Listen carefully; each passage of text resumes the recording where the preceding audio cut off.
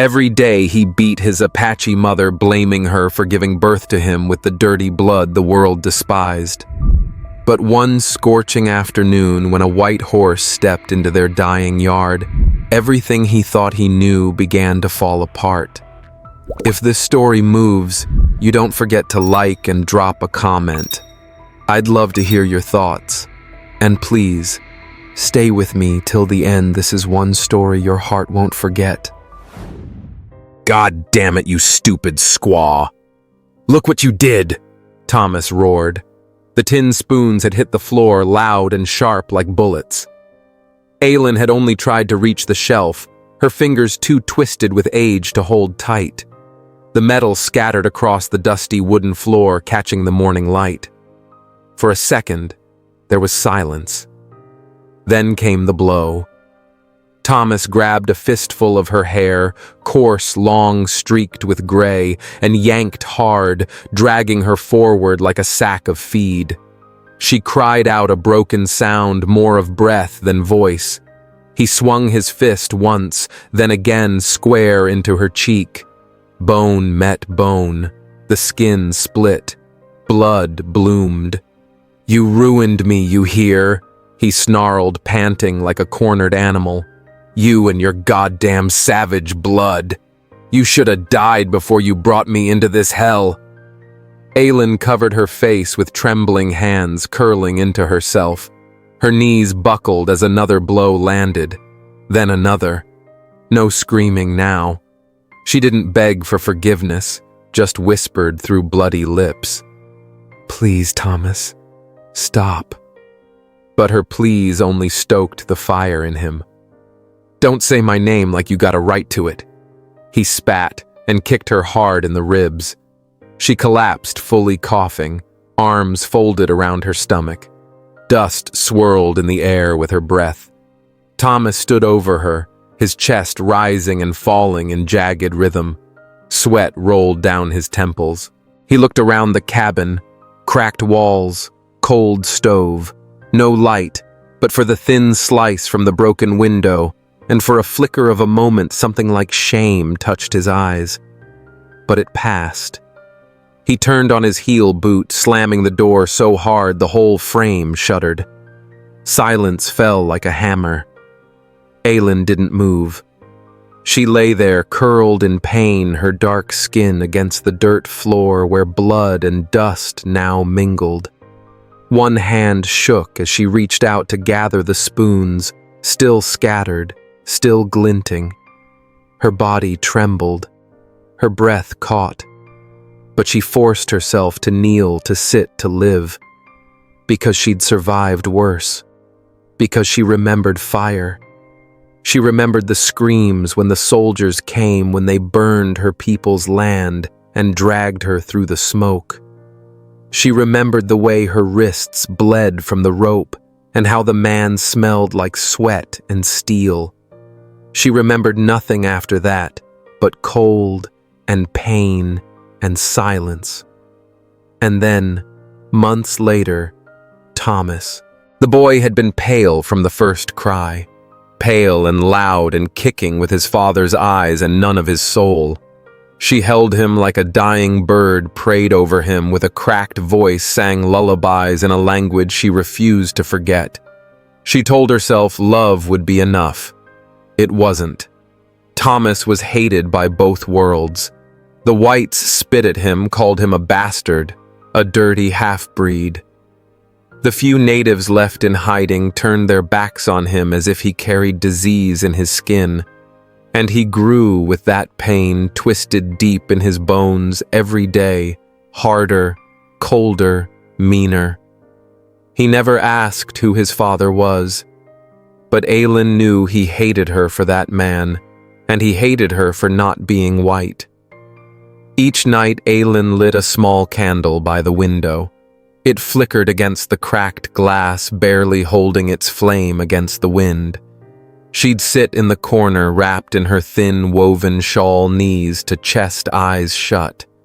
Spirits of my blood, keep him safe. Keep him sane. Let him remember the roots. Let him come home before he's too far lost. She said it every night. Even after the beatings, even after he stole the little money she saved for flour, even when she saw hatred growing like a weed in his eyes. Outside, the wind moaned across the plains, dry, angry. The cabin stood alone on the flat edge of the valley, the nearest town 8 miles east Red Junction, a place neither red nor just.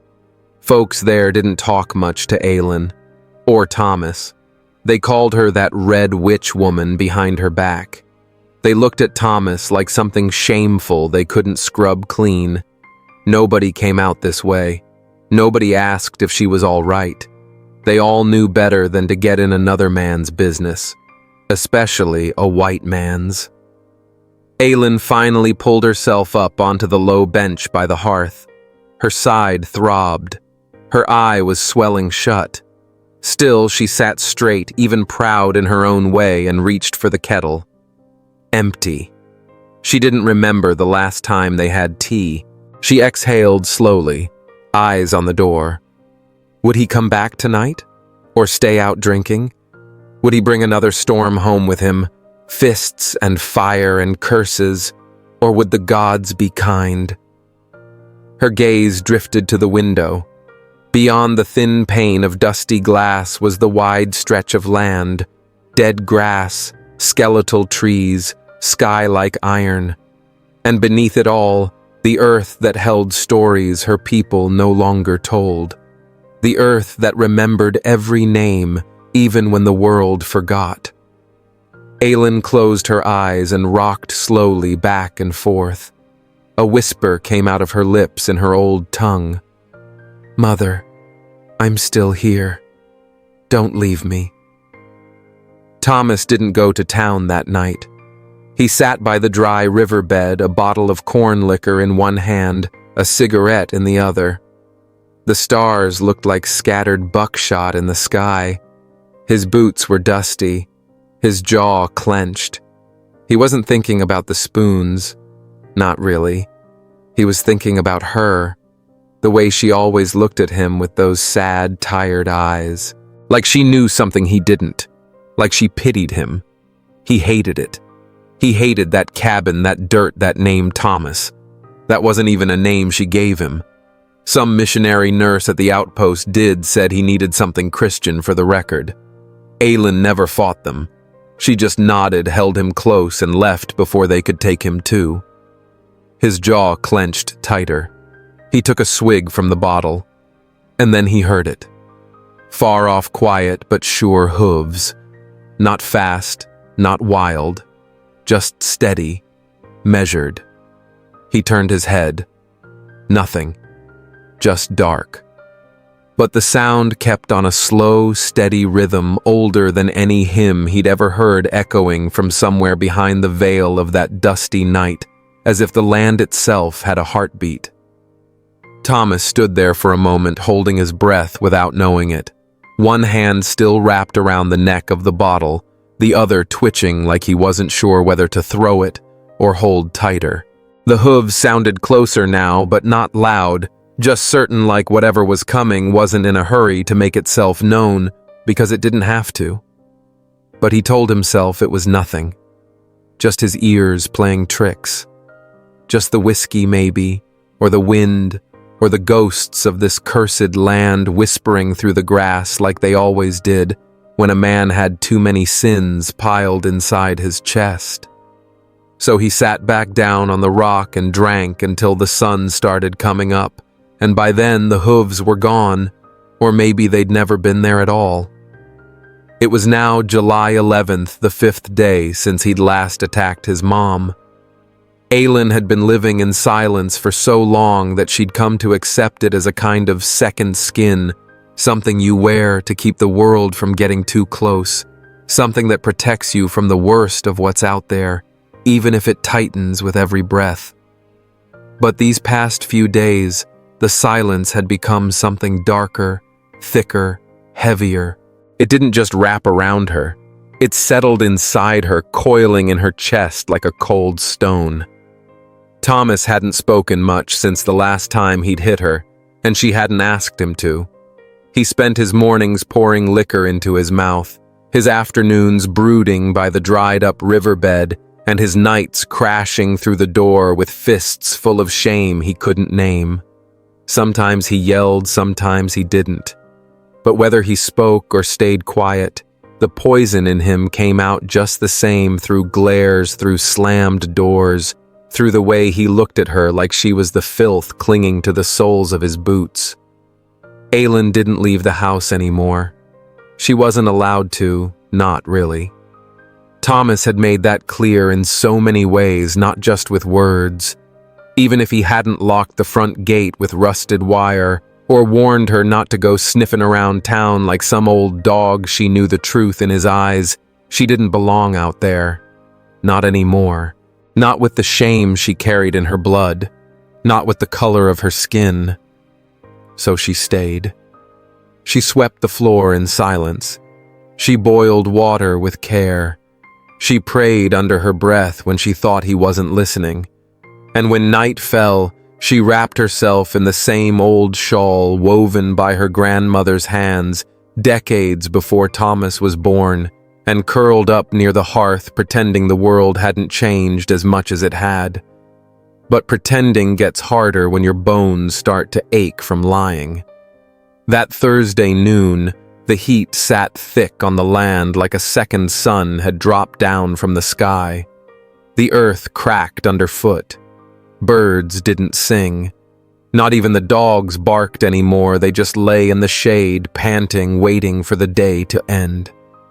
Aylin had tried to keep cool, keeping her feet in a basin of well water while she peeled potatoes for the evening stew, but her fingers trembled from more than the heat. She had a feeling, a weight in her chest, like something was about to split open. And she was right.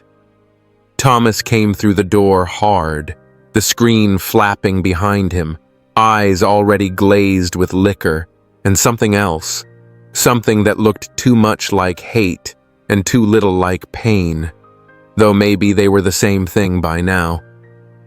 "There ain't no meat again," he said, tossing an empty sack onto the table like it was her fault the world had gone dry. "We had none left," Aylin answered softly, not meeting his eyes. "The butcher said they won't have any till Sunday." He stared at her, jaw clenched. "I work all damn day, and I come back to dirt, water, and lies." "They weren't lies, Thomas. I went." "You went nowhere," he snapped. "You don't get to walk around like you're a goddamn person. You're just a reminder. You're what people see when they look at me and wonder what I am." Aylin froze. Her hands, still wet from the water basin, began to shake. "Thomas, please." "I should have never been born," he muttered. "Not like this. Not half you, half him. Not from filth."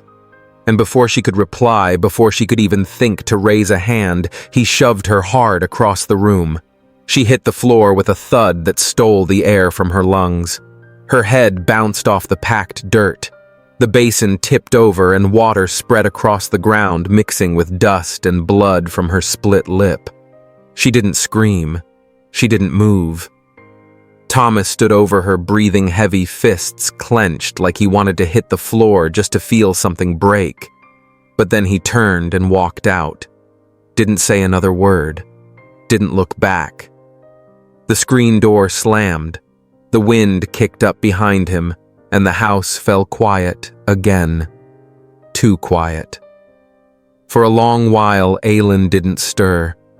She lay in the spreading puddle, staring at the warped ceiling above her ears, wringing her heart, thumping out a rhythm that didn't match the day. Time stretched thin. The pain in her ribs throbbed dull and low, and her tongue tasted blood and dirt. And then, the sound of hooves. Not a dream. Not a trick of the wind. Real. Measured. Certain. Out in the blinding heat of high noon, a white horse stepped across the valley's edge, its hooves pressing into the cracked dirt like it had walked this road 1,000 years ago and only just come back around. It moved without fear, without noise, no saddle, no reins, just muscle breath and eyes like old fire. It approached the cabin slowly, the way a man might approach a grave he's not sure he's ready to face. It stepped through the gate across the dry yard and up to the open door. And inside, Aylin still lay on the floor, barely breathing. Her hands curled like she was dreaming of warmth that wasn't there. The horse walked in, its head bowed low. It stepped with care, each hoof placed as if it remembered this house. When it reached her, it didn't panic, didn't huff, didn't neigh. It just lowered its nose and touched her shoulder light, steady, then nudged again, soft, like the way her mother used to wake her when she was still small enough to be carried in arms. Aylin's body shifted. A moan left her throat. The horse lay down beside her, and together they waited. The woman and the beast, the mother and the messenger. Outside, the wind picked up for the first time in days, rattling the tin roof and lifting the edge of her shawl. Somewhere far off, thunder rolled. Outside, the wind picked up for the first time in days, rattling the tin roof and lifting the edge of her shawl. Somewhere far off, thunder rolled. Thomas walked slow along the edge of the field, the moon pulling shadows across the dry earth like an old quilt laid across a dying man. The bottle he'd been nursing was half empty, but his steps had gone steady, not because he was sober, but because the thoughts in his head had taken up all the space the liquor couldn't fill. The air had changed. Not much, but enough for him to notice. It wasn't just cooler, it felt. Alive somehow. Like the land had exhaled after holding its breath too long. He hated that feeling. It made him think. And thinking was dangerous. As he neared the cabin, his boots crunching on gravel, something stirred in his chest, small, sharp, and uninvited. For a flicker of a second, he remembered the way his mother had looked on the ground that afternoon, the way her arms didn't reach out, the way her eyes stayed open, but empty. He remembered her silence, not just the kind that comes from fear, but the kind that wraps itself around the edges of death. And for that 1 second, he felt something like shame, maybe even guilt. But it didn't last. He clenched his jaw, spit in the dirt, and muttered to himself, "If she hadn't kept me here, if she hadn't been what she is, maybe I'd have had a real life." The thought hardened him again, calcified the soft spot before it could grow. By the time he pushed the door open, he'd already decided it was her fault, just like always. Only this time, something inside the house felt different. It was quiet, but not in the usual dead kind of way. It was heavy. He stepped in and froze. Aylin was awake, sitting up against the far wall, breathing shallow but alive. Her eyes were swollen, lips split, but she held her head high. And beside her, laying calm like it had always belonged, there was a white horse. Thomas didn't move for a long second. The candle near the hearth flickered soft, lighting the beast's eyes. And those eyes, they weren't wild, not afraid, not even curious. They just looked at him like they'd been waiting. He took a step forward and snapped, "Get out of here, damn animal!" The horse didn't budge. He clapped his hands, shoved a stool, raised his voice louder, more out of habit than purpose. Still, the horse lay still, its gaze steady like it saw through every wall he'd built since childhood. "What is this?" he barked. Some trick Aylin's voice, though hoarse, came soft but certain. "It came for me," she said, her hand resting gently on the horse's neck. "Not to harm you, just to protect what's still good." Thomas laughed, short, bitter. "You still believe in all that old-world nonsense, spirits and omens?" Aylin didn't answer right away. She just looked at him, not like a mother scolding a child, Not like a victim fearing her abuser, but like a woman who had finally seen enough of the world to stop expecting it to make sense. "It don't matter what you believe," she said, voice low.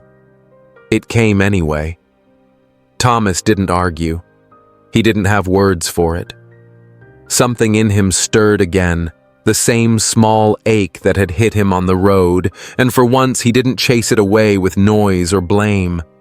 He just stood there, hand still on the door, eyes fixed on the beast beside his mother. "I didn't mean to hurt you that bad," he mumbled. She didn't nod, didn't say it was okay, but she didn't turn away either. Instead, she leaned back against the wall, closed her eyes and let the wind coming through the window run its fingers through her hair. The next morning, Thomas didn't drink. Not right away, anyway. He sat on the porch, boots, dusty hands idle, watching the horse lying beneath the mesquite tree like it had nowhere else in the world to be. It hadn't left. Hadn't even wandered. It stayed close like a dog, but with more dignity, more presence. Aylin came out slow, her steps careful. She carried a wooden bowl of water and set it down near the horse, who lifted its head and drank without fear. She didn't speak to Thomas, just knelt beside the animal and whispered in her language the words, soft like lullabies from another time. Thomas couldn't look her in the eye. He just stared at the horizon, pretending he didn't hear the prayer. By the third morning, folks in Red Junction had begun talking. Whispers ran through the general store, the post, the church steps. "Did you hear about the white horse out at the half-breed's place? They say it don't eat, don't blink, just watches. Maybe it's cursed, or maybe she's got herself some kind of medicine spell." Old man Jeb claimed he saw it from the ridge and swore its eyes glowed like coal from the devil's fire. Others said it was an omen, a warning, a bad sign to come. And like poison, the fear spread faster than truth ever could. They didn't see a miracle. They saw a threat. That evening, Thomas overheard two men talking outside the saloon about him, about Aylin, about that red witch and her ghost horse. He didn't say a word, just sat still, his drink untouched, staring at the wood grain in the table like it might offer a way out of his own skin. He'd always hated the way people looked at him. Now, for the first time, he wondered if the hate was really theirs, or if some of it had always been his own. He didn't say a word, just sat still, his drink untouched, staring at the wood grain in the table like it might offer a way out of his own skin. He'd always hated the way people looked at him. Now, for the first time, he wondered if the hate was really theirs, or if some of it had always been his own. The night sky that rolled over Red Junction was thick with clouds, moon tucked out of sight, and the town seemed to exhale in hushed murmurs. But those murmurs were getting louder. Thomas could feel it.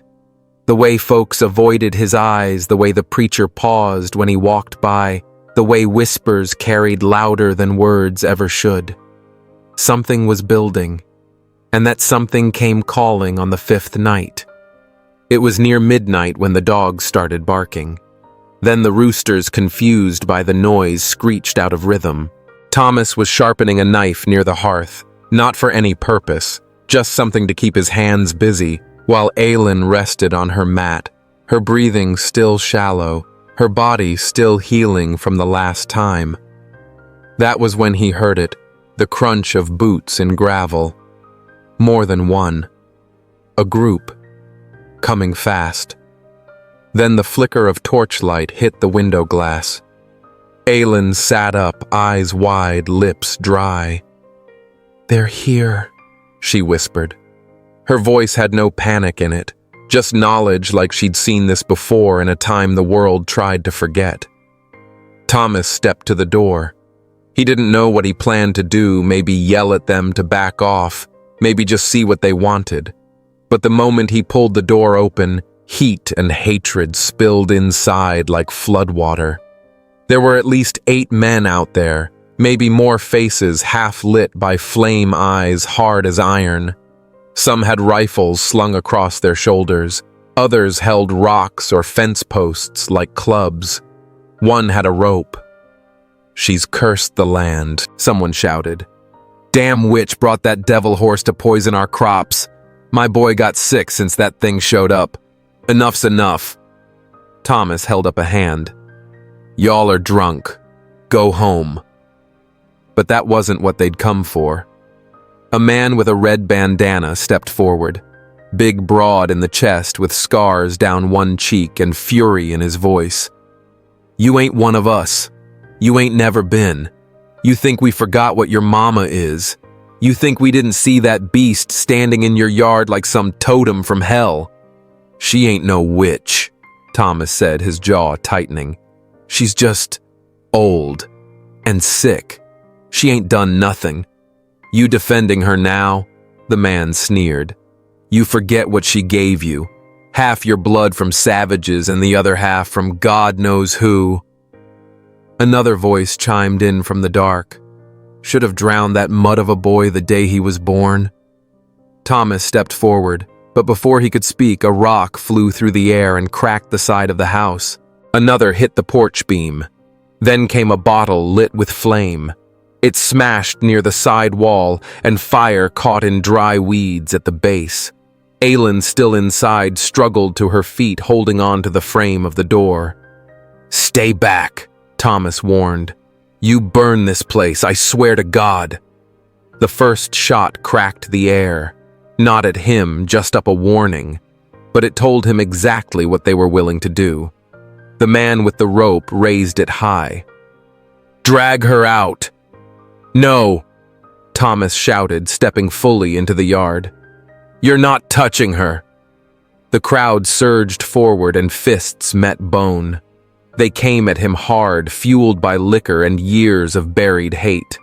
He fought back, caught one in the jaw, pushed another down, but there were too many. They beat him with boots and fists, screaming things he barely heard.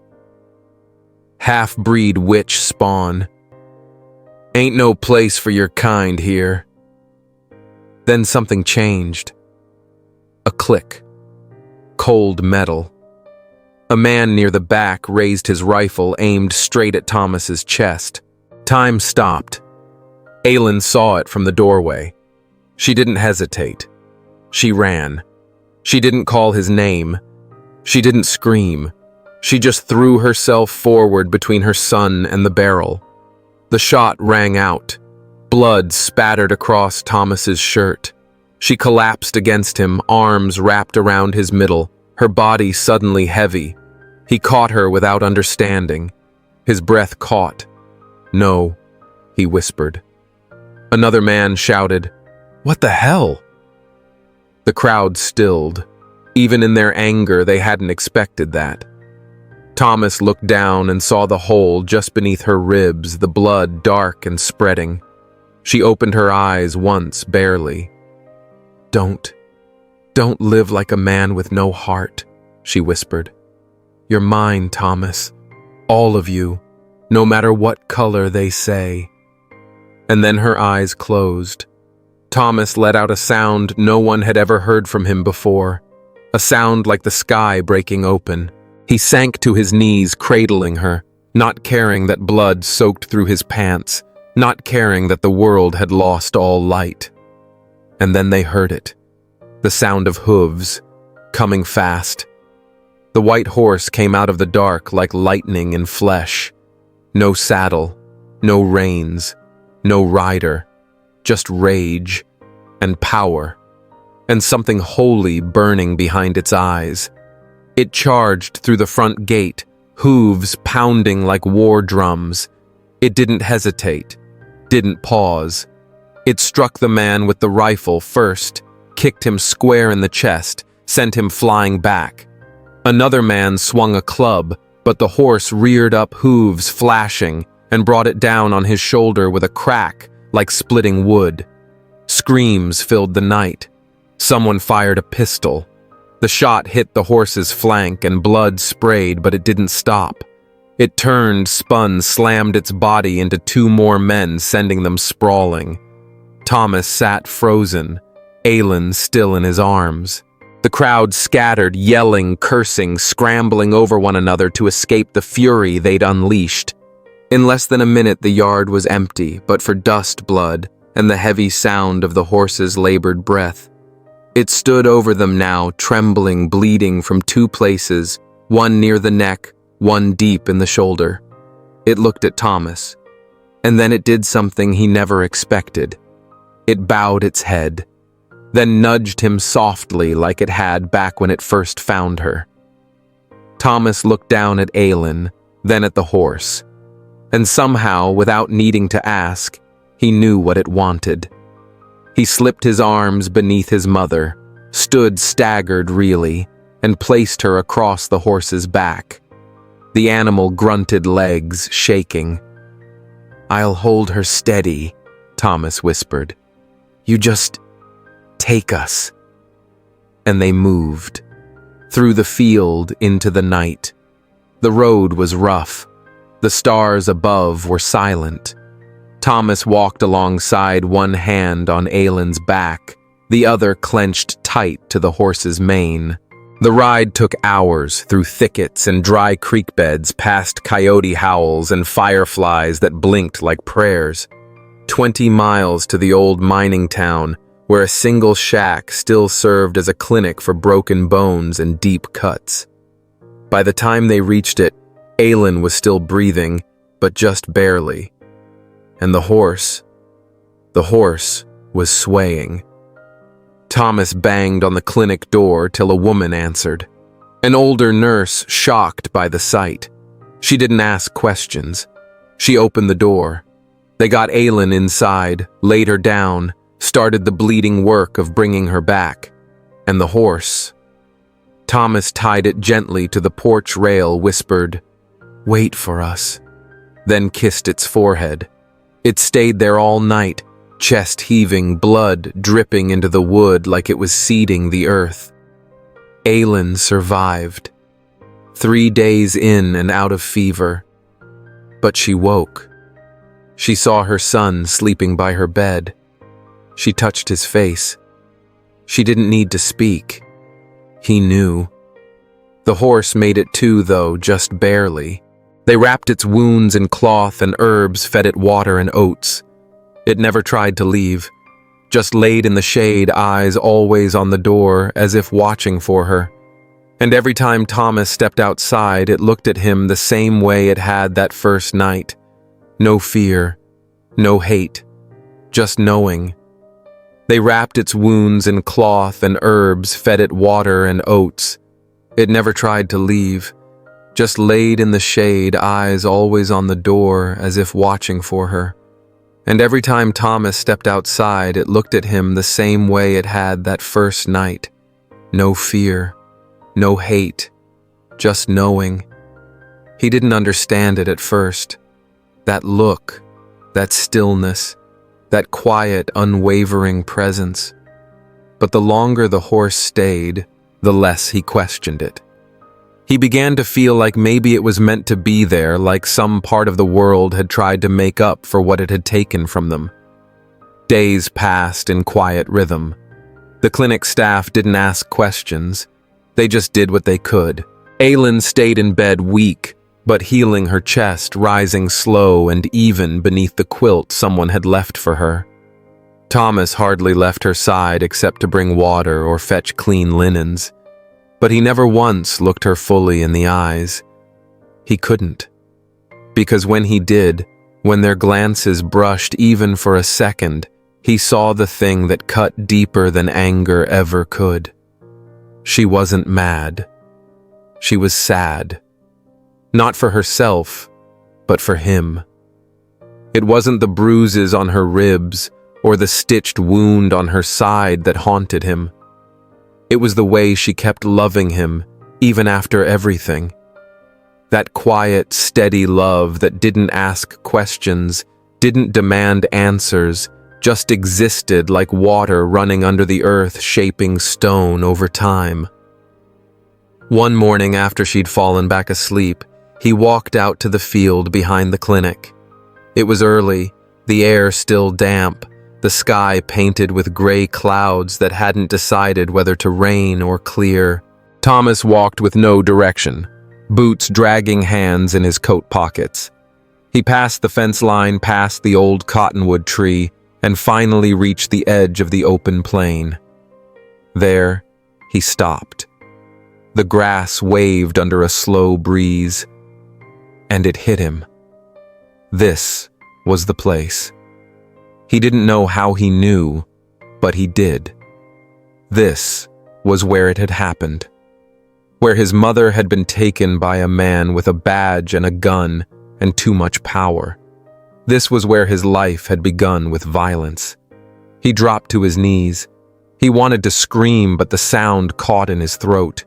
Instead, he let his fists pound the ground once, twice again, until his knuckles were raw and his breath came ragged.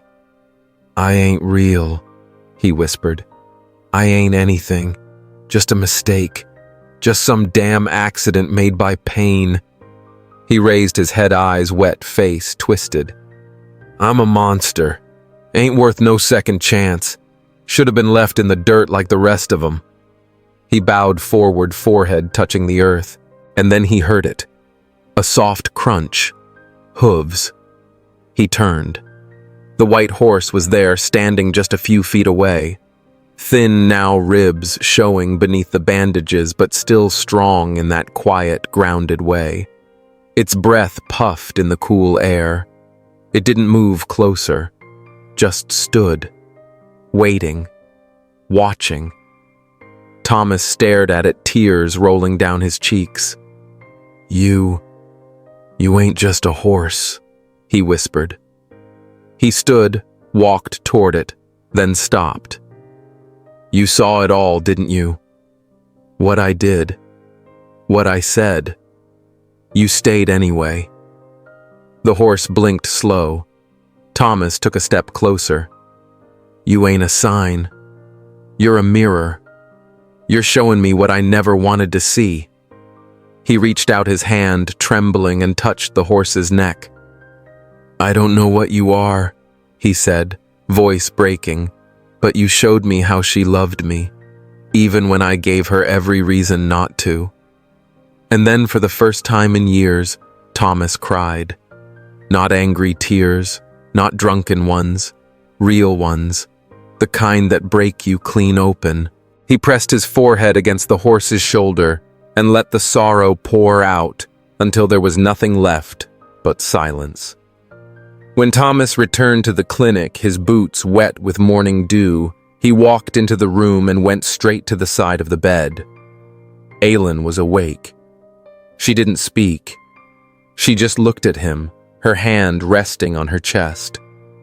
And for the first time since he was a boy, he dropped to his knees beside her, not in shame, not in weakness, but in something else entirely. He bowed his head. "I'm sorry," he said, voice hoarse. "I ain't worth calling you Mama, not after what I done." She lifted a trembling hand and placed it on his hair. "You never stopped being my son," she said. That was all. But it was enough. The days that followed were slow and gentle. Thomas changed, not all at once and not without stumbling, but the hate that used to sit just behind his eyes seemed to have lost its strength. He moved with more care, spoke with more softness. He swept the floor every morning, washed the dishes, heated water for her tea. He'd sit by her bed in the evenings and tell stories, sometimes about the sky, sometimes about nothing at all. Aylin would listen, eyes half closed, her hand resting lightly on his. When she could finally walk again, he took her outside. The sun touched her skin like it was meeting an old friend. She looked at the white horse still resting beneath the mesquite tree. It lifted its head when it saw her, and she smiled. Folks in Red Junction heard what happened. They heard the story passed around like gossip, some parts twisted, others softened. But what stuck was the image. of the son who stayed, of the mother who lived, of the horse who never left. Curiosity turned into something else. Neighbors started visiting, not all at once and not without judgment, but enough to see the house wasn't cursed, that the woman they called a witch had only ever been a mother, and the boy they feared was just a man who'd been lost. Some brought bread, some brought flowers, and none asked about the horse. They didn't need to. Eventually, someone built a small altar beneath the mesquite. Simple wood, nothing fancy. Folks left candles, feathers, pieces of cloth, not offerings to a god, but gestures of thanks for mercy, for change, for reminders. Because somehow in the quiet of that yard, people started to remember something they'd forgotten. That forgiveness, even when unasked for, is still the most human thing there is. One morning just after sunrise, Thomas stepped outside and noticed the yard felt different. Still. Empty. He looked toward the mesquite tree. The grass was undisturbed, the altar untouched. But the horse was gone. He ran out into the field, heart pounding, called out, but only the wind answered. And then he saw it, hoof prints in the soft dirt trailing toward the horizon. Aylin stepped out wrapped in her shawl, her eyes gentle. "He's gone," Thomas said, voice quiet. "Just gone." Aylin nodded. "It came when we needed it most," she said. "And now, it's gone. Like it was never ours to keep." He stared at the trail until the breeze began to erase it. "What now?" he asked. Aylin reached for his hand. "Now," she said, "we live." They returned inside. No more ghosts, no more silence, just breath, and light, and time. Thomas kept the altar. He watered the grass around it, replaced the candles when they burned out.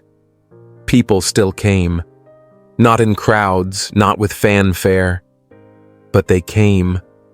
Some knelt, some stood, some cried. And when they left, they carried something with them. Hope. A story. The sound of hooves soft in the wind. And the knowing deep and quiet that even the worst parts of a man can be forgiven so long as someone somewhere still believes he's worth saving. Thanks for staying with me till the very end of this journey.